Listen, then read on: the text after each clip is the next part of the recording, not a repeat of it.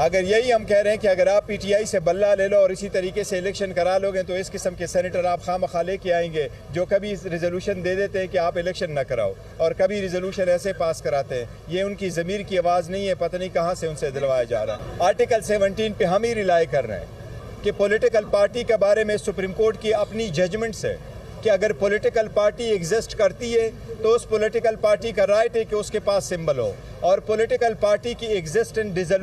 Dissolution समझा जाएगा अगर उसके पास निशान नहीं है और वो पार्टी इलेक्शन में अपने कैंडिडेट नहीं उतार सकती। बगैर गैर सियासी बुनियादों पे कराया गया, इवन लॉ को डिक्लेयर कराया सुप्रीम कोर्ट ने कि ये अनकॉन्स्टिट्यूशनल है, जिसमें ये कोशिश की गई कि पॉलिटिकल पार्टी के पास उसका निशान नहीं होगा और पॉलिटिकल बेसिस पे इलेक्शन नहीं होंगे। पॉलिटिकल प्रोसेस लाजिम है और इंशाअल्लाह ताला सुप्रीम कोर्ट इंश्योर कराएगी।